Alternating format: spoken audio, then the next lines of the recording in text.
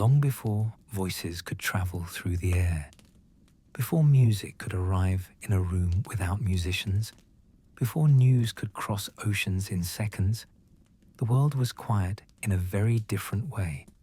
Not silent, never silent, but limited. Sound belonged to distance. If someone spoke, you had to be close enough to hear them. If a bell rang, its message faded as the air swallowed it. If a warning cry rose from a hill, it traveled only as far as lungs and wind allowed. Beyond that, there was nothing. The air carried sound only briefly, only locally, only for a moment. It did not remember. It did not transport. It did not connect. A voice was tied to a body, and a body was tied to a place. And so, for most of human history, communication moved no faster than a horse could run, a ship could sail, or a person could walk beneath the sun. Messages traveled in saddlebags, in sealed letters, in the memories of messengers who repeated words exactly as they had heard them, or as closely as they could manage. Villages learn news days late. Cities learn news weeks late. Continents learn news months late. And at night, when darkness spread across fields and streets and rooftops, the world grew smaller still. You knew only what your town knew. You heard only what your street could hear. Beyond the reach of footsteps and lantern light, there was only imagination. It is hard now to feel how large the world once was. Not large in size, the mountains and oceans were the same, but large in separation. Distance meant silence. Silence meant mystery. A mystery filled the dark spaces between places. If something happened far away, it might as well have happened in another lifetime. A storm could sink a ship, and families would not know for weeks. A king could die, and entire regions would wake the next morning unaware. A war could begin beyond the horizon, and daily life would continue as if nothing had changed. The air carried no warnings, no music, no distant voices, only wind, only birds, only the ordinary sounds of nearby life. And yet, even in that quiet world, people sensed that the air was not truly empty. They could not see it, they could not measure it, but they knew the air could move things. It carried smells, it carried warmth, it carried the soft touch of a breeze across the skin. It carried light, though light itself was still a mystery. Sunrise came through the air. Starlight crossed the night sky through something unseen.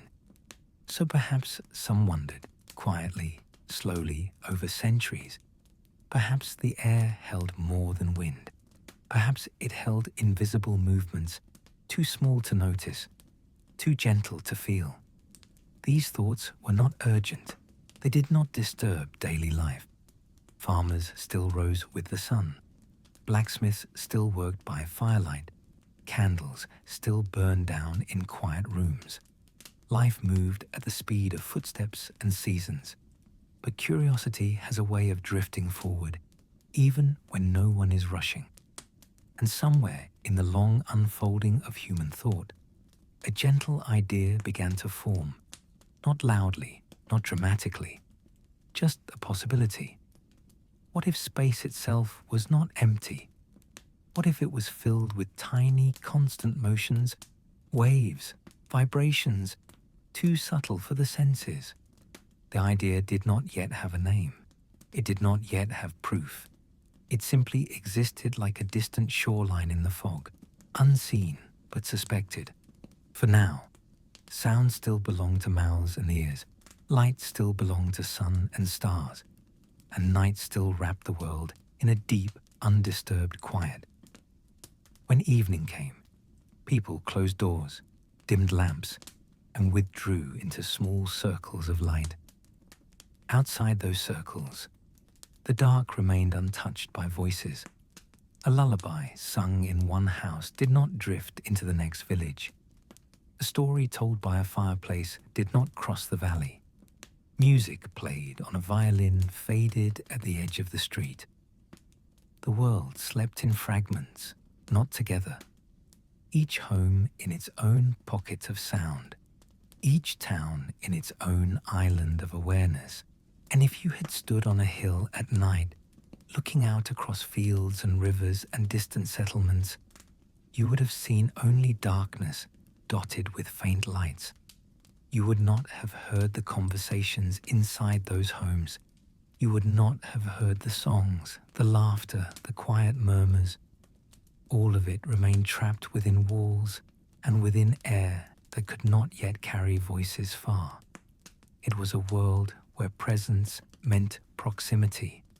To hear someone was to be near them.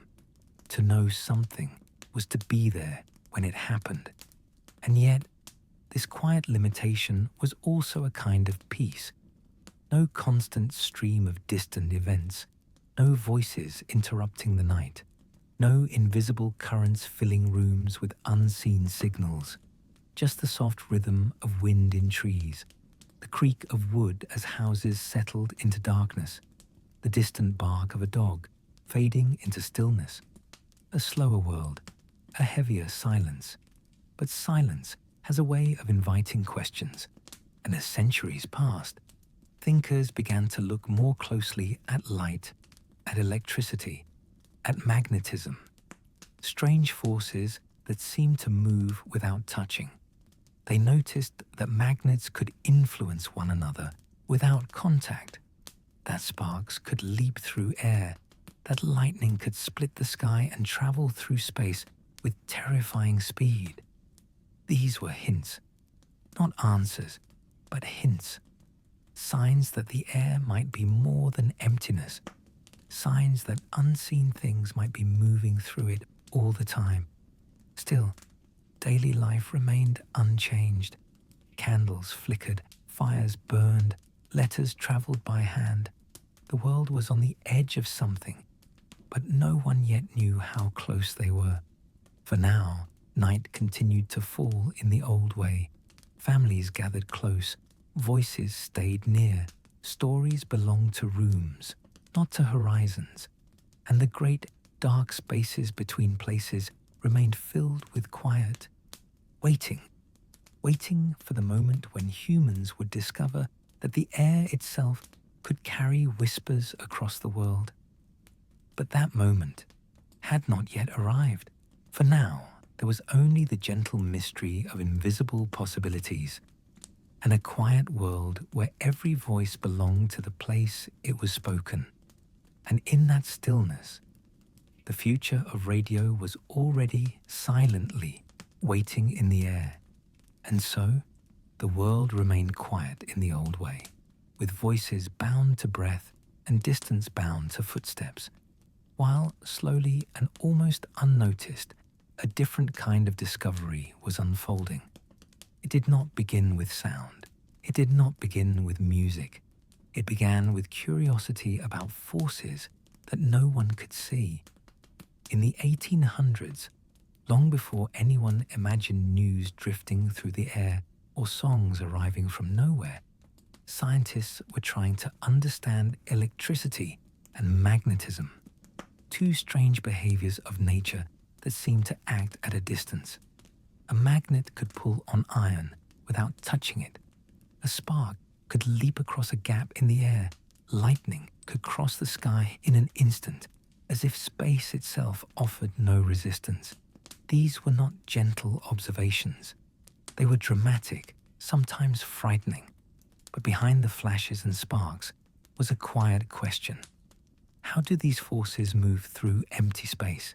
Because space, to human senses, still felt empty. Air could be felt as wind, yes, but beyond that, it seemed like nothing at all, a transparent absence between solid things. And yet, magnets and electricity behaved as if something invisible connected them. Some researchers imagined invisible fluids, others imagined tensions in space itself. The ideas were uncertain, drifting, incomplete. Then, in the middle of the 19th century, a soft-spoken Scottish physicist named James Clerk Maxwell looked at all these scattered observations and began to see a pattern. Maxwell was not working with radio or communication or even practical inventions. He was working with mathematics, slow, patient thinking about how forces behave. He imagined electricity and magnetism not as separate phenomena, but as parts of a single, connected system. And in his equations, something remarkable appeared. They suggested that changes in electric and magnetic fields could move through space, not as solid objects, not as particles, but as waves. Waves that did not need water, waves that did not need strings or surfaces, waves that could travel through what looked like empty space. Even more surprising, the speed of these waves in his equations matched the known speed of light. It was a quiet, almost accidental revelation. Light itself might be an electromagnetic wave, which meant that the air and even the vacuum of space was not truly empty. It was a medium through which invisible ripples could travel. Maxwell had not seen these waves. He had not generated them in a laboratory. He had simply followed the logic of mathematics to its conclusion. His work did not cause immediate excitement. There were no flashing demonstrations, no dramatic machines, just pages of symbols suggesting that space might be alive with unseen motion. It was like discovering, through thought alone, that the calm surface of a lake hides deep, slow currents beneath. For a while, the idea remained theoretical, a beautiful possibility without direct proof. But a few decades later, a German physicist named Heinrich Hertz decided to see whether these invisible waves could be detected in the real world. Hertz was not trying to invent communication technology. He was simply testing Maxwell's prediction. In a quiet laboratory filled with coils, wires, and metal spheres, he created tiny sparks of electricity, brief, sharp discharges that flickered in the air. Nearby, he placed a simple loop of wire with a small gap. When the spark jumped in one circuit, something subtle happened in the other. A tiny spark appeared across the gap of the loop. No wire connected the two devices. Nothing visible bridged the space between them. And yet, something had traveled. Hertz had created and detected electromagnetic waves, ripples in the invisible fabric Maxwell had described. They were not sound. They carried no voices, no music, no meaning. They were simply disturbances in electric and magnetic fields spreading outward at the speed of light. But their existence meant something profound. Space could carry energy without wires. The air, which once seemed like a passive emptiness, was now understood as a stage on which invisible waves could move freely, silently, endlessly. Hertz himself did not imagine radio broadcasts or global communication. When asked about practical applications, he is said to have suggested there were none. To him, it was a confirmation of theory, a beautiful piece of physics. But history has a quiet habit of taking abstract discoveries and giving them unexpected futures. For now, though, the world outside the laboratory remained unchanged. Farmers still rose with the sun. Letters still traveled by hand. Evening still brought darkness and local silence. No one walking through a village at night could feel the electromagnetic waves passing silently through walls, through trees, through open sky, because the waves were still weak, experimental, confined to small spaces. They were whispers of possibility, not yet voices, and yet the understanding had shifted. Space was no longer empty. It was a vast, invisible ocean capable of carrying ripples. Ripples that moved faster than any ship, faster than any horse, faster even than light itself was once believed to move. The night sky, once only a field of stars, had become something more subtle, a medium waiting to be used. But it would take another step, a practical leap from theory to experiment, before those waves would begin to carry signals instead of sparks. For now, they existed as quiet proof that the air could hold motion without wind and energy without touch. And somewhere in the back of a few patient minds, a new question began to form. If these invisible waves can travel through space, could they one day carry messages? The answer was still far away, resting just beyond the horizon of imagination. But the silence of the world had already changed, not in sound, but in understanding. The air was no longer empty. It was waiting. The air was no longer thought of as empty. It was something more subtle now. A vast, invisible field where waves could move without being seen, where energy could travel without wires, where motion could pass through walls, through night, through distance itself. But knowing that waves existed was not the same as using them. For a time, electromagnetic waves remained a laboratory curiosity.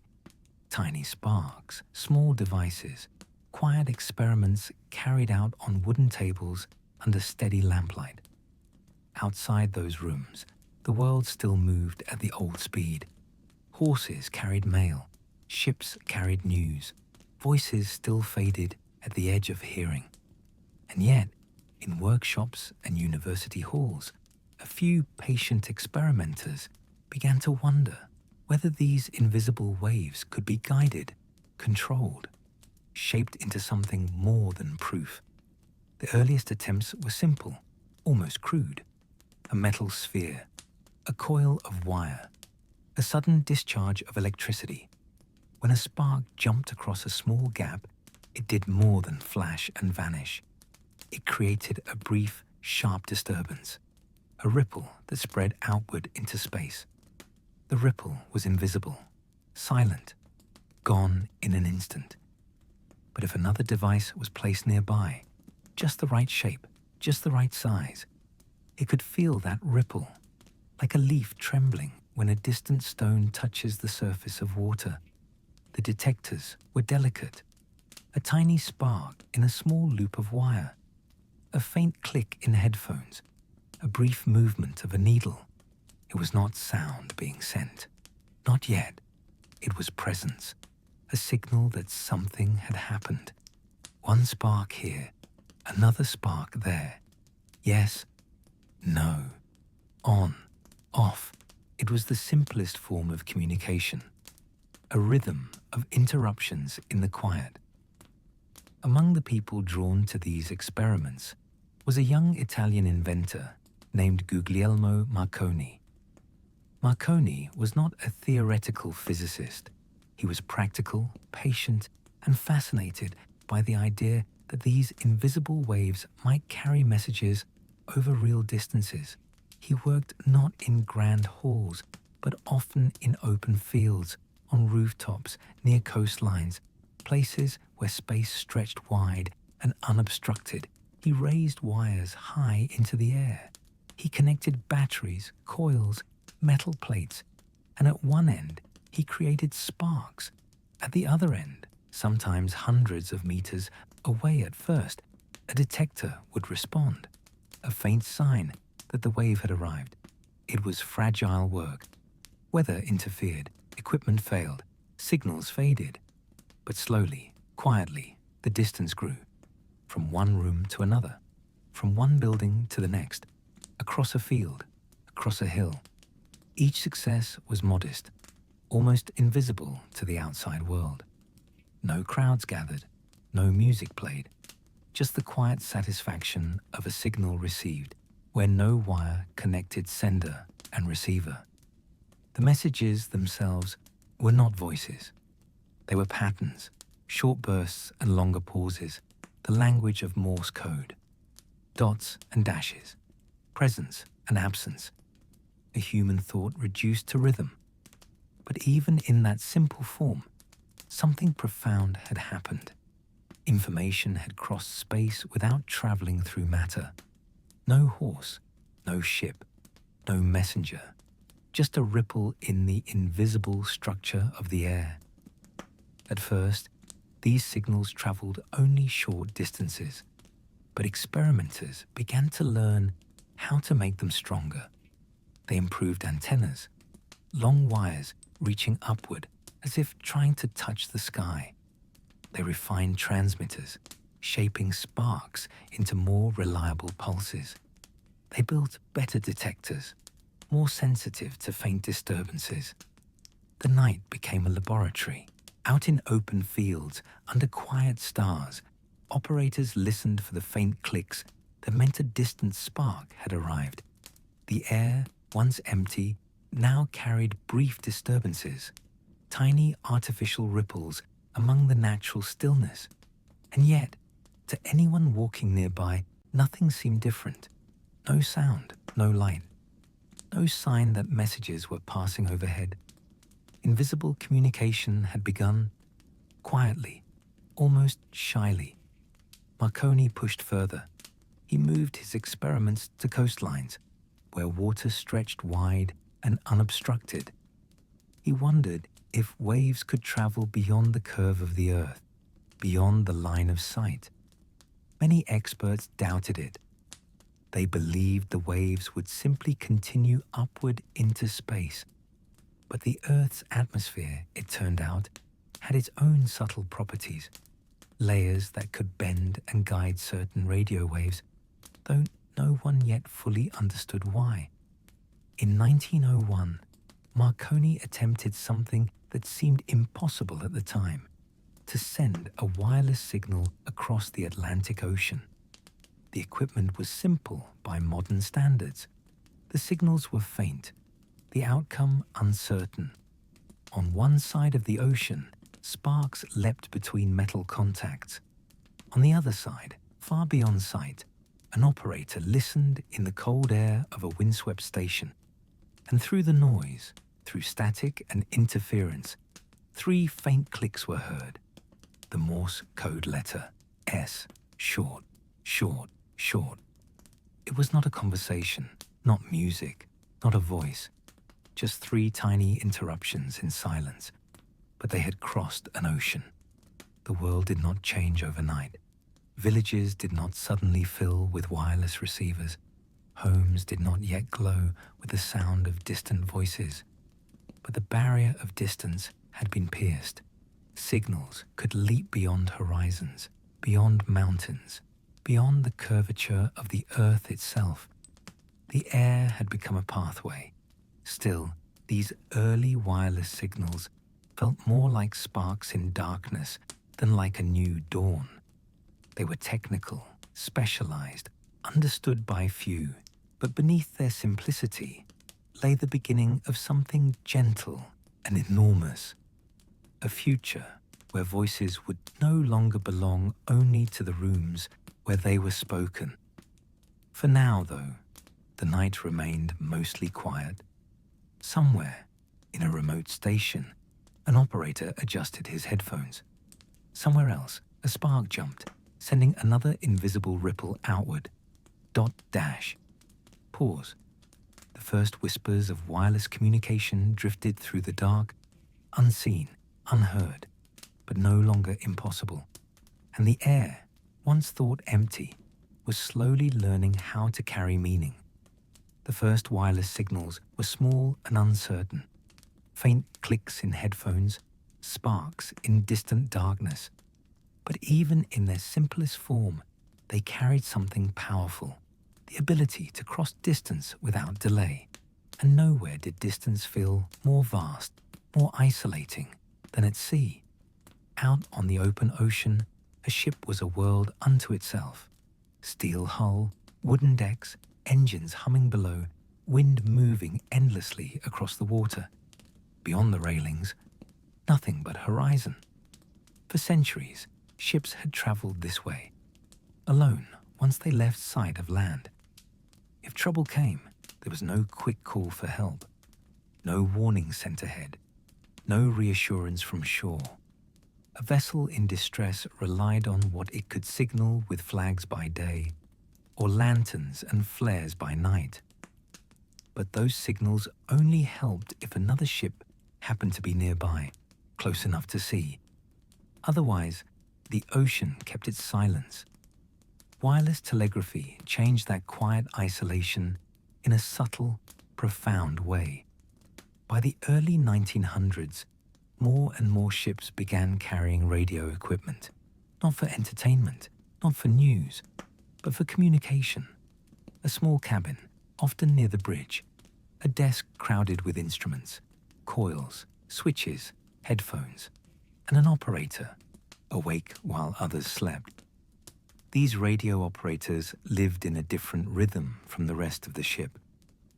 They listened to static, to faint signals buried in noise, to the endless whisper of the ether. Most of the time, the messages were ordinary. Weather reports, shipping schedules, updates from ports, dots and dashes tapping out human concerns across empty miles of water. But sometimes, in the middle of the night, a different signal would arrive. Not routine, not casual, urgent, the distress call. At first, ships used various signals to indicate danger, but eventually, a simple sequence became standard. SOS. 3 short, 3 long, 3 short. It was not a word, not an abbreviation, just a pattern that was easy to recognize, even through interference and fatigue. When that pattern appeared in an operator's headphones, everything changed. Sleep vanished. Routine stopped. Coordinates were taken down. Nearby ships were alerted. Engines were turned. Courses were adjusted. And across dark waters, help began to move toward need. One of the most famous early examples of radio's life-saving role came in 1912, aboard the RMS Titanic. The ship itself was vast and brightly lit, a floating city crossing a cold Atlantic night. When it struck ice and the scale of the danger slowly became clear, the radio operators were called to their equipment. They began sending distress signals into the darkness, not knowing who might hear, not knowing how far the waves would travel. Nearby ships received the calls. Some were too far. Some responded immediately. Through static and fading strength, the wireless messages carried location, urgency, hope. Radio did not prevent the disaster. It did not change the cold water or the dark sky. But it changed one crucial thing. Ships that would otherwise have known nothing began to move toward the scene. Survivors were rescued because invisible waves had carried a cry for help across the night. After that, maritime radio was no longer seen as experimental or optional. It became essential. Laws were passed requiring ships to carry wireless equipment. Operators were trained. Listening watches were maintained around the clock. The ocean, once a place of complete communication silence, began to fill with quiet signals, routine messages, weather updates, navigational warnings. And beneath it all, always, the possibility of a distress call and an answer. Imagine the scene on a small ship, far from land, long after sunset. The deck is dark except for a few shielded lights. The sea moves in slow, heavy swells. Most of the crew sleeps. In a small cabin, one person sits with headphones on, listening to a sound that never fully stops. The soft, endless hiss of radio static. It sounds like wind that never rests, like distant rain. Within that noise, faint patterns sometimes emerge. A call sign, a message, a request for weather conditions. The operator writes it down carefully. calmly, sending replies with measured taps on a key. He may never see the people he communicates with, never stand on their decks, never hear their voices. And yet, through invisible waves, ships become less alone.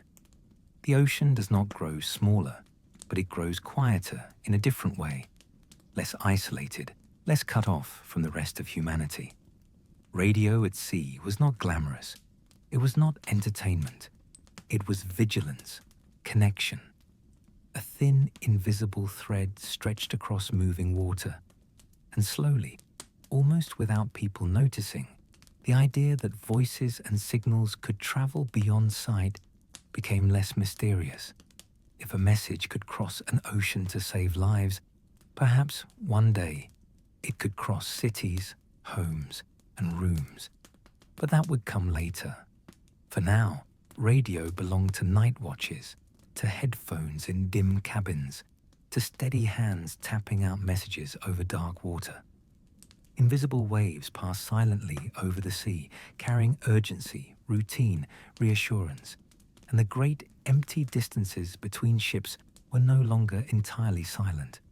Somewhere, always, someone was listening. At sea, radio had been a lifeline, a tool for distance, for safety, for quiet vigilance in the dark. But on land, a different possibility was beginning to unfold. The same invisible waves that carried distress, calls across cold water, could also carry something softer, something meant not for emergencies, but for evenings. At first, radio equipment was large, delicate, and complicated. It belonged in ships, laboratories, and government stations, places with trained operators and technical knowledge. But technology has a way of shrinking, simplifying, becoming more familiar. By the 1920s, wireless receivers began to change. Vacuum tubes replaced crude detectors, circuits became more stable, signals grew clearer, and slowly, radio stepped out of technical rooms and into ordinary homes. The early home radios were not small. They stood like furniture, tall wooden cabinets with polished surfaces and fabric-covered speakers. Dials glowed softly behind glass. Knobs turned with quiet resistance. Inside, tubes warmed up slowly, giving off a gentle amber light. A faint hum filled the room as the set came to life. Listening to the radio was not instant. It required patience. You turned it on. You waited. The tubes warmed. The static softened. Then, with a careful turn of the dial, voices emerged from the hiss. Faint at first, then clearer. For many families, this was the first time sound had entered the home from somewhere else. Not from the street, not from a visitor, not from a phonograph record played by hand, but from the air itself. Evenings began to change. Instead of only conversation, reading, or quiet work, families gathered around the radio the way earlier generations had gathered around a fireplace. Chairs were arranged to face it. Lights were dimmed. Children were told to sit still and listen. There was something almost ceremonial about it. A voice would appear, steady and distant, yet somehow present in the room. Good evening. And suddenly, the house felt connected to a larger world. People heard news from cities they had never visited, weather reports from regions far away, announcements spoken by voices that became strangely familiar. Radio did not replace silence. It reshaped it. Between programs, there was still static. Between broadcasts, quiet returned. But now silence felt like a pause, not a boundary. The home was no longer an island of sound. It was part of a network of invisible waves, constantly moving overhead. For those who lived far from cities, this change was especially profound. Farmhouses that once stood in deep rural quiet could now receive music, voices, and stories from distant studios. A family in a small town might listen to the same program at the same time as thousands of others spread across the country. Without seeing each other, without knowing each other, they shared the same moment. Radio created a new kind of togetherness, quiet, unseen, but real. And yet, the atmosphere of listening remained gentle. There were no screens demanding attention, no bright lights flashing, just sound, carried on warm air in a softly lit room.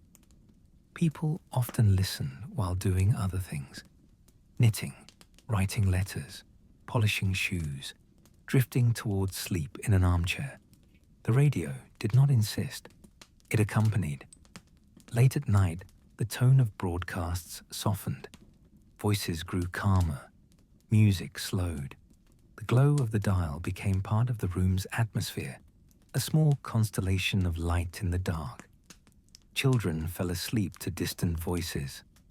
Adults listened with eyes closed, imagining the places and people they heard. For the first time in history, a human voice could enter a home without knocking, without traveling by road, without belonging to someone physically present. And yet, it did not feel intrusive. It felt comforting, predictable, a companion in the evening quiet.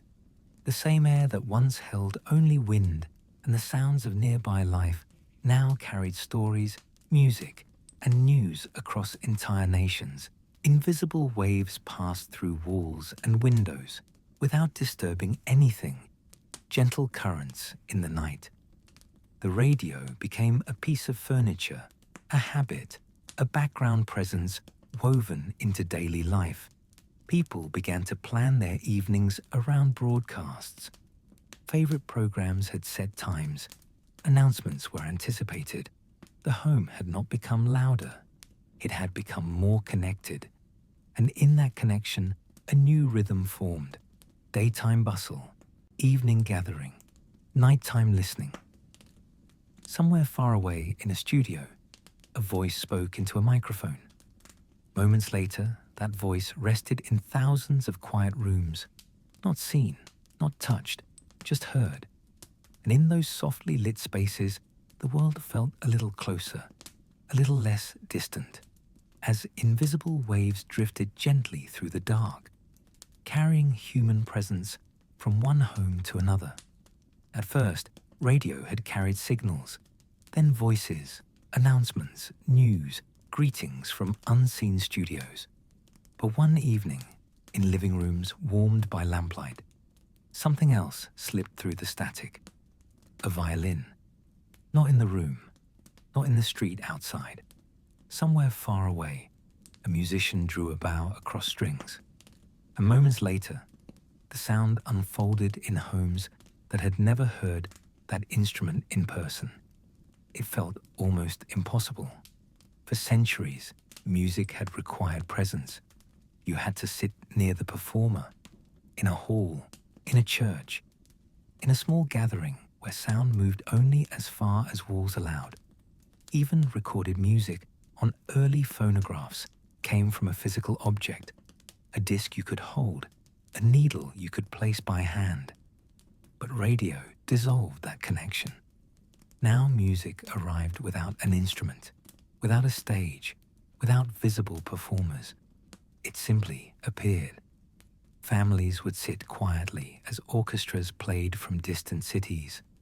Dance bands performed live in studios. Their sound carried instantly across hundreds of miles. A trumpet solo might begin in New York and finish in a farmhouse kitchen where no one had ever seen a trumpet up close. The effect was subtle but transformative. Music no longer belonged only to concert halls or wealthy homes with instruments. It belonged to anyone with a receiver and a little patience while the tubes warmed. Listeners began to recognize certain voices and styles. The warm crooning of early singers, the bright, lively rhythms of dance music, classical symphonies drifting into evening quiet. Performers like Louis Armstrong and other jazz musicians became familiar not through sight, but through sound alone. Their personalities carried in tone, rhythm, and breath.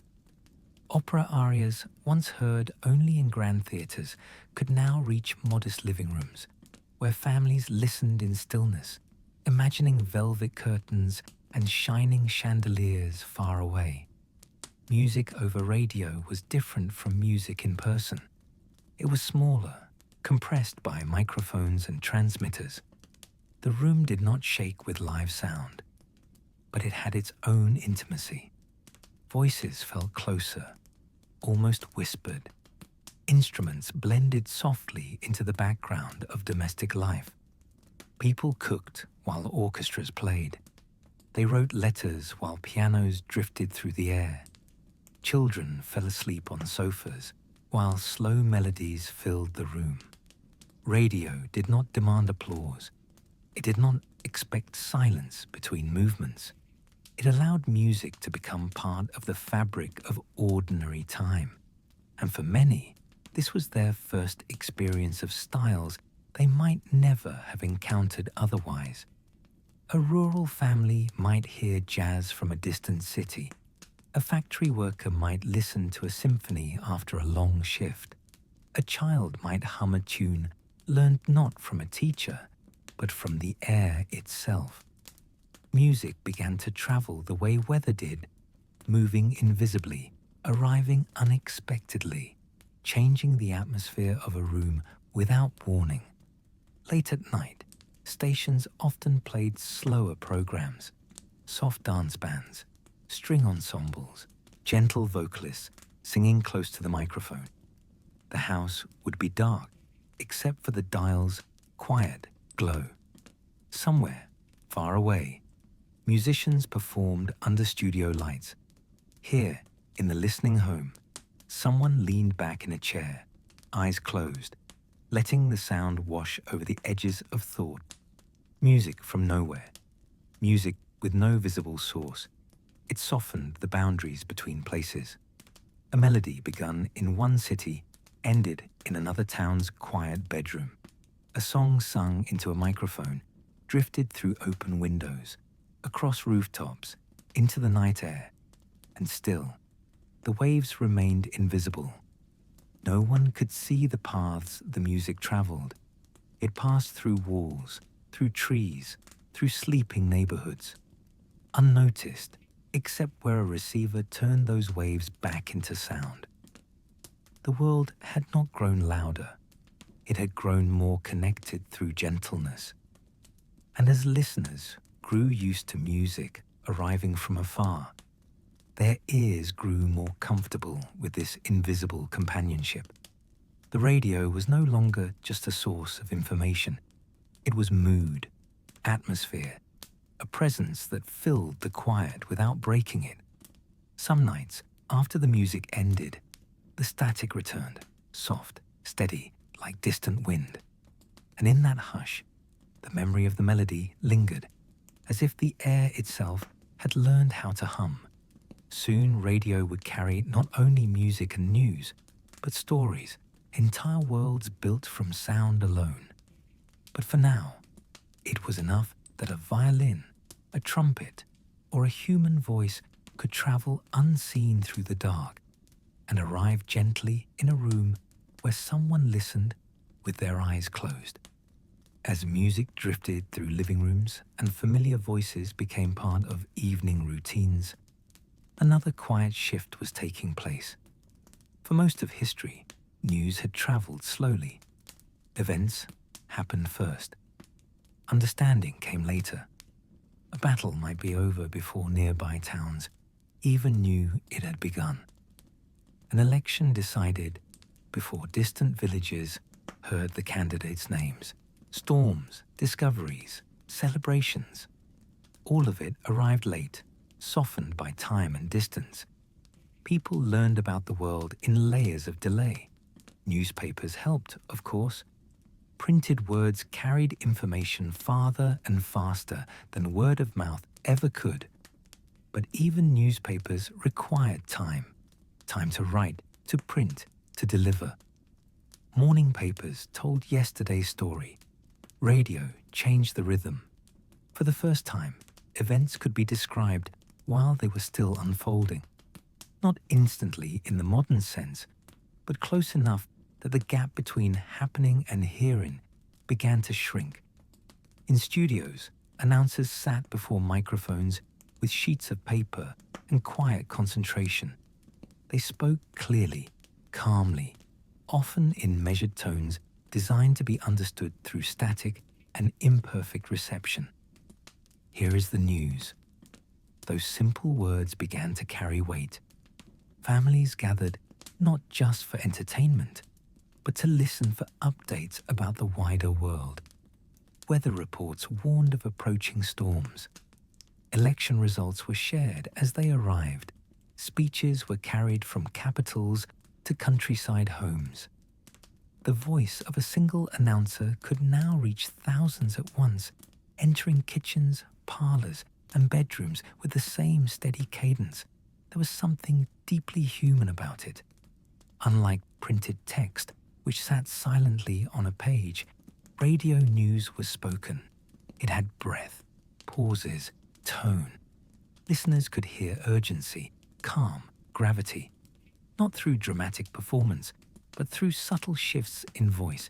And yet, even serious news retained a certain gentleness at night. Late evening bulletins were often slower, quieter, aware that many listeners were already dimming lights and settling into rest. The world came closer, but it did not shout. For people in remote places, radio news was a window that opened without requiring travel. A farmer in a distant valley could hear about events in faraway cities. A shopkeeper in a small town could follow national debates. A family gathered after supper could listen together, forming their understanding of the world through shared sound. Moments of history began to be experienced collectively, though listeners were scattered across thousands of homes. A speech given in one place could be heard almost simultaneously across a country. Voices like Franklin D. Roosevelt became familiar not through photographs, but through tone and cadence, entering homes with a sense of reassurance and presence. People spoke of hearing the news rather than reading the news. The act of listening created a different relationship to events. You could close your eyes and still follow what was happening. You could sit quietly in the dark and feel connected to distant places. Radio did not erase uncertainty or fear during difficult times, but it reduced the feeling of isolation. When major events unfolded, people knew others were listening too, sitting in other rooms, in other towns, hearing the same words. The silence between homes grew thinner. Still, radio news maintained a certain formality. Announcers spoke with care. They avoided sudden emotional shifts. They respected the quiet space of the listener's room. Even urgent bulletins were delivered with clarity rather than chaos. The world was closer, but it still moved at a human pace. After the news ended, music might return, or a story program, or simply the soft hum of the receiver between broadcasts. Life in the room continued. Dishes washed, lamps turned down, children sent to bed. But now, woven into that ordinary evening, was a thread connecting the listener to distant events. Not overwhelming, not constant, just present. And as people grew used to hearing the world speak directly into their homes, another possibility emerged. If news could be spoken, if voices could describe events and places, then perhaps entire stories could be told this way. Not just reports, but dramas, adventures, lives imagined through sound alone. The radio, already a source of music and information, was about to become something else. A stage for the mind. But for now, the announcer's voice faded, the dial hummed softly, and the room settled back into evening quiet, a little less distant from the world than it had been the night before. After the headlines, after the music, after the familiar voice of the announcer wished everyone a calm evening, something softer often followed. A story, not read silently from a page, not acted on a visible stage, but performed through sound alone. Radio dramas emerged quietly, almost experimentally at first. A few actors, a microphone, a script resting on a wooden stand. No costumes, no scenery, no audience to watch reactions. And yet millions were listening. In studios, performers learned to act not with gestures, but with tone, shaping emotion through breath, pacing, and the smallest shifts in voice. A door opening was not seen, but heard, a carefully timed creak created by a stagehand near a microphone. Footsteps on gravel were made with hands and props in a shallow box of stones. Thunder came from sheets of metal shaken gently, rain from fingers brushing against surfaces. These small sounds, when carried through radio waves into darkened rooms, became something much larger. Listeners did not just hear a story, they built it. A detective's office took shape in the mind. A distant planet, a quiet village, a windswept cliff. Each person imagined it differently, yet the same voices guided them all. Radio drama did not overwhelm the senses. It invited participation. In the dim light of evening, families sat quietly, eyes unfocused, listening as entire worlds unfolded in sound. There was no need to look anywhere, no images to process. The mind filled in every detail, softly, slowly, in its own way. This was why radio became known as the theatre of the mind, not because it replaced theatre, but because it turned every listener into both audience and set designer. A single voice could suggest age, place, mood. A pause could feel like a long hallway, a whisper like a vast, empty room. Programs ranged from mysteries and adventures to gentle comedies and historical dramas. Some were thrilling, some light-hearted, some deeply atmospheric. But even the dramatic stories retained a certain intimacy. The sound was always close, as if the characters spoke just beside the listener's chair. In many homes, these broadcasts became shared rituals. Chairs pulled closer, lights dimmed, conversations hushed. The radio glowed softly, its dial a small moon in the room. Beyond the walls, the night stretched wide and quiet. Inside, voices moved through imagined streets, forests, ships, cities. And when the program ended, the room seemed larger again, as if the world inside the story gently dissolved back into ordinary space. Children sometimes carried the stories into dreams. Adults lay awake for a moment longer, replaying scenes in their minds. The absence of pictures made the experience linger. Nothing was fixed. Everything was suggested. The radio did not tell you what to see. It gave you room to imagine. And in that gentle space between sound and silence, people discovered a new kind of storytelling, one that lived entirely in the air and in the listener's mind. Soon, the theatre of the mind would share time with music, news, and late-night broadcasts.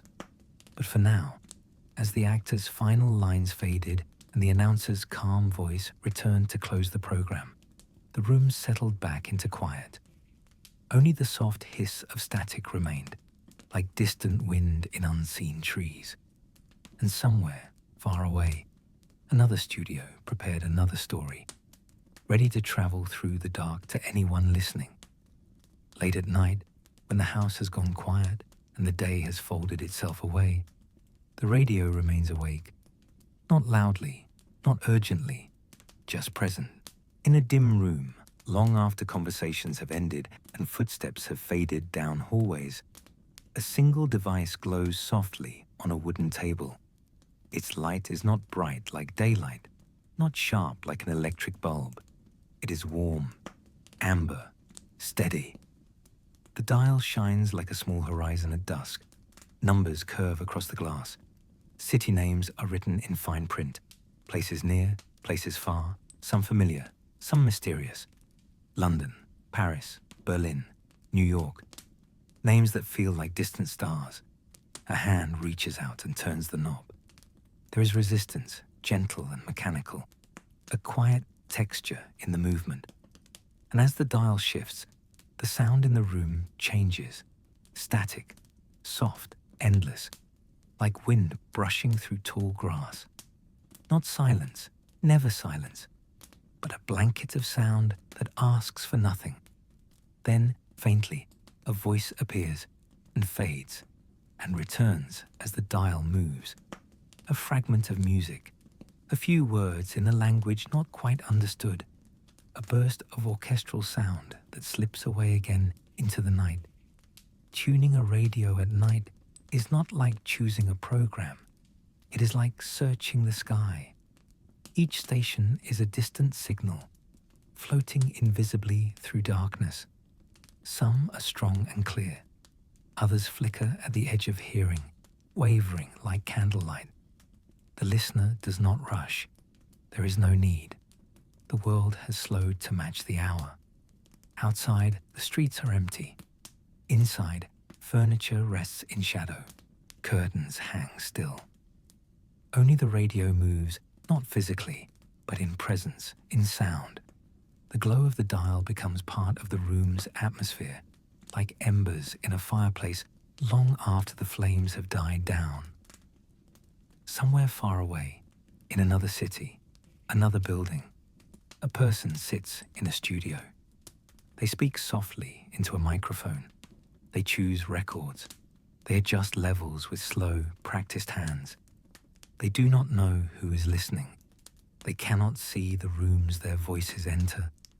But they speak anyway, into the quiet air, trusting that somewhere, someone is awake and listening.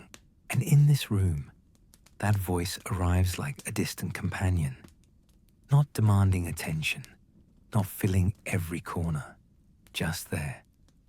Sometimes the listener does not even focus on the words. The voice becomes part of the texture of night, like the hum of a refrigerator or the distant passing of a car. Meaning softens. Tone remains. The radio at night is different from the radio in the day. In daylight, it informs, it entertains, it energizes. At night, it soothes. Broadcasters know this. Their voices become slower. Music selections drift toward the gentle, the melodic, the unhurried. Long instrumental pieces, soft jazz, quiet classical movements that seem to float rather than march. The listener may sit in a chair, eyes half closed, hands resting loosely in their lap. Or they may already be in bed, the radio turned low on a nearby table, sound slipping through the dark like a low tide.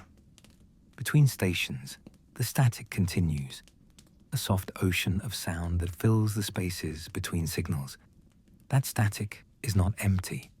It is the sound of countless distant transmissions, atmospheric noise, whispers from the sun and stars, signals too faint to resolve, the universe gently murmuring. And through it, the careful movements of the dial feel almost like exploration. The listener is not choosing what to hear so much as discovering what happens to be passing by. A late-night talk show, a distant choir, a foreign language newscast, spoken with calm precision, a solo piano piece drifting in from somewhere beyond the horizon. The radio does not ask to be watched. It allows the eyes to close. In fact, it seems designed for that. Without images, without screens, there is nothing to focus on but sound, and even that can be allowed to blur into the background of thought. Time stretches at night. Minutes feel longer. Moments open up. A single song can feel like a small journey, beginning and ending without urgency. The glow of the dial remains steady. In some rooms, it is the only light left on, a quiet reassurance in the darkness. Children who cannot sleep sometimes watch that glow from their beds, listening to low voices and music they barely understand. The sound becomes a kind of lullaby, not in melody, but in consistency.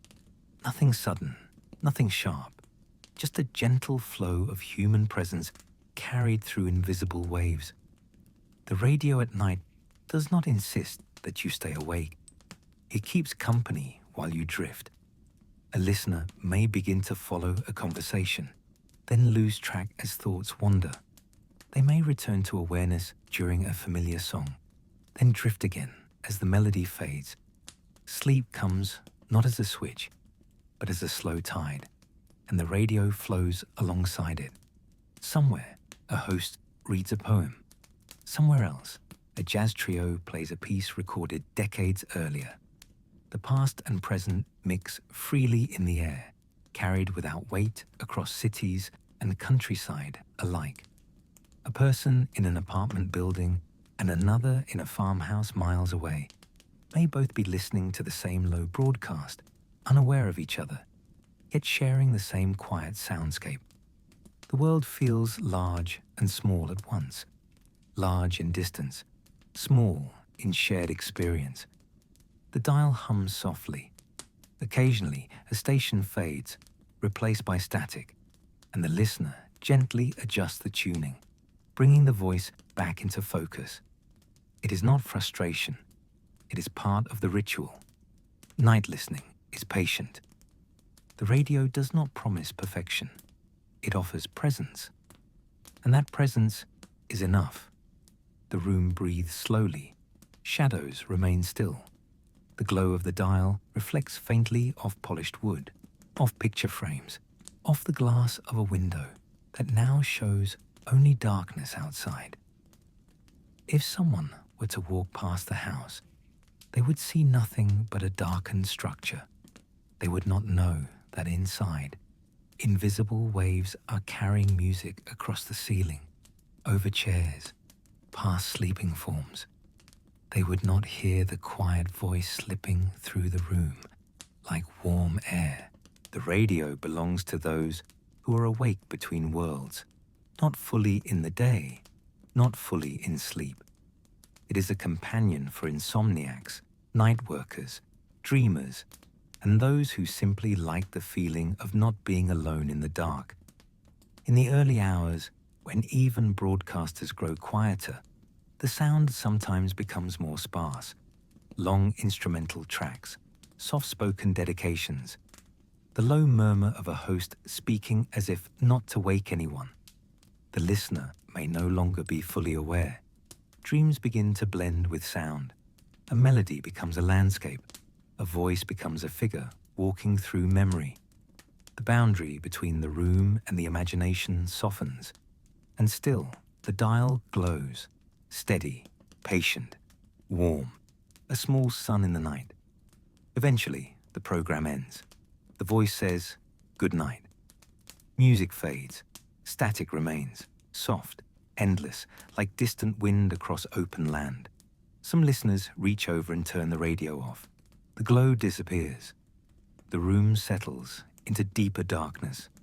Others let it play on, the volume low enough that it blends into sleep. A final thread of sound connecting them to the wider world. Outside, dawn is still hours away, but the night doesn't feel empty. Somewhere, always someone is speaking into a microphone. Somewhere music is being played. And the air, once thought silent and still, carries all of it gently, endlessly, across the sleeping world. The golden glow of the dial is not just light. It is a reminder that even in darkness, even in stillness, we are surrounded by quiet signals, by distant human presence, by stories and songs traveling softly through the air. And as the listener drifts fully into sleep, the radio continues its patient vigil. A warm point of light, a low whisper in the dark, keeping quiet company with the night. By the time the last program of the evening drifts across the air, the world has grown very still. Lights have gone out in windows. Streets lie empty under soft halos of street lamps. The day has folded itself away like a finished letter. Inside quiet homes, the radio remains, sometimes forgotten, sometimes intentionally left on. Its volume low, its presence gentle. The voice that comes through now is different from the voices of morning and afternoon. It is slower, not tired, but softened by the hour. Each word is spaced with care, leaving room for silence to breathe in between. Somewhere far away, in a quiet studio, a host sits beneath a small lamp, papers resting beside a microphone. Outside that studio window, the city may still be awake, a taxi passing, a distant door closing. But inside, everything is hushed. The host speaks not to a crowd, but to individuals, to someone lying awake, to someone who cannot sleep, to someone who simply enjoys the comfort of a voice in the dark. The microphone carries breath, tone, and quiet warmth. It carries presence, and miles away, in a darkened bedroom or a living room where the furniture has become shapes in shadow, that presence arrives like a soft knock that never disturbs. There is no need to listen closely. The meaning of the words matters less now than the rhythm. A gentle rise and fall, a human cadence, proof that someone else is awake somewhere in the night. The radio has changed since its early days of sparks and static. It has carried distress calls, music, laughter, news, and stories. It has connected ships at sea and families at home. But in this late hour, it returns to something simple. A voice, not urgent, not dramatic, just there. Between sentences, a faint hum of transmission fills the gaps. The quiet sound of invisible waves continuing their endless journey. The listener may be half asleep now. Thoughts drift without structure. Memories pass through like slow clouds. The voice blends with these thoughts, not interrupting, just accompanying. It might be reading a letter from a listener, describing a quiet place, playing a soft melody between words. Outside, the night air moves gently through trees. Inside, the room breathes with the slow rhythm of sleep. The radio does not demand to be turned off. It is content to fade into the background, to become part of the atmosphere like the coolness of night air or the weight of a blanket. Somewhere in another town, another home, another person is hearing the same voice at the same moment. They do not know each other. They never will. But they share this thin thread of sound crossing the dark. The world feels less lonely that way. Even silence feels different when you know a voice can appear at any moment, carried by nothing more than invisible waves moving gently through the air. Eventually, the host's words grow fewer, longer pauses, softer tone. Perhaps a final piece of music begins, slow, unhurried, like footsteps fading down a quiet hallway. The listener may not hear the ending. Sleep has already arrived, soft and complete. The radio continues for a while longer, filling the room with low sound that no longer reaches conscious thought. Then, in the studio far away, the microphone is turned off. The music ends, a moment of stillness, and at last, only the quiet whisper of static remains. The sound of the vast, unseen world beyond walls and rooftops. The glow of the dial shines on for a little while, a small golden ember in the darkness. Then, perhaps, Someone turns it off. Or perhaps it glows until morning, unnoticed. But the voice, that quiet companion of the night, has already done its work. It has crossed distance without effort. It has kept watch with those who were awake. It has softened the edges of the dark. Long before screens lit up the night, before endless streams of images filled every quiet space, there was only a voice, traveling gently through the air, finding its way into quiet rooms, keeping company with anyone who needed it. And even now, in memory, that voice remains, soft, steady, and unhurried, like a signal still moving through the dark, long after the transmitter has gone silent. Good night.